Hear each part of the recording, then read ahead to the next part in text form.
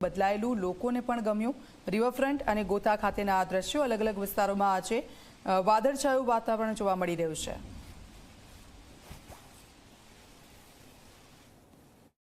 રાજ્યમાં આજે વરસાદની આગાહી કરવામાં આવી છે અને વહેલી સવારથી અમદાવાદની વાત કરીએ તો વાદળછાયું વાતાવરણ છે।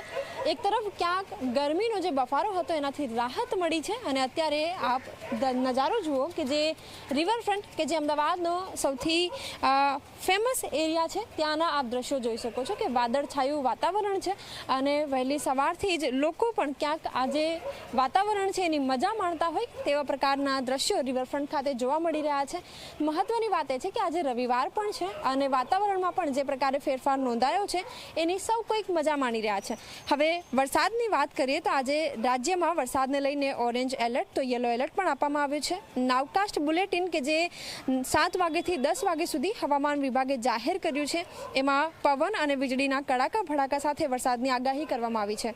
બનાસકાંઠા, સાબરકાંઠા, પાટણ, અરવલ્લી, મહેસાણા, અમદાવાદ, ગાંધીનગર, ખેડા, આણંદ, દાહોદ, પંચમહાલ, અરવલ્લીમાં વરસાદનું ઓરેન્જ એલર્ટ એટલે કે 41 થી 61 કિલોમીટર પ્રતિ કલાકની ઝડપે પવન પણ ફૂંકાશે અને સાથે જ 5 થી 15 mm છૂટોછવાયો વરસાદ પણ પડવાની આગાહી વ્યક્ત કરવામાં આવી છે।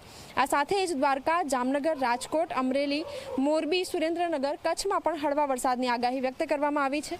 સાથે જ અમદાવાદની ખાસ કરીને વાત કરીએ તો એસજી હાઈવે સહિત તમામ જે રિવરફ્રન્ટના તમામ જે વિસ્તારો છે ત્યાં આજે વાદળછાયું વાતાવરણ જોવા મળી રહ્યું છે। કેટલાક વિસ્તારોમાં વીજળીના કડાકા ભડાકા પણ સંભળાઈ રહ્યા છે। આજે વરસાદની આગાહી વ્યક્ત કરવામાં આવી છે એમાં 8 મે સુધી વરસાદી માહોલ રાજ્યમાં રહી શકે છે અને 5 થી 8 તારીખનો જે સમય છે એમાં વરસાદનું જોર હજી વધી શકે છે। કેટલાક વિસ્તારોમાં પણ કરાની પણ આગાહી વ્યક્ત કરવામાં આવી છે। કેમેરામેન તુષાર શાહ સાથે સપના શર્મા, ઝી 24 કલાક, અમદાવાદ।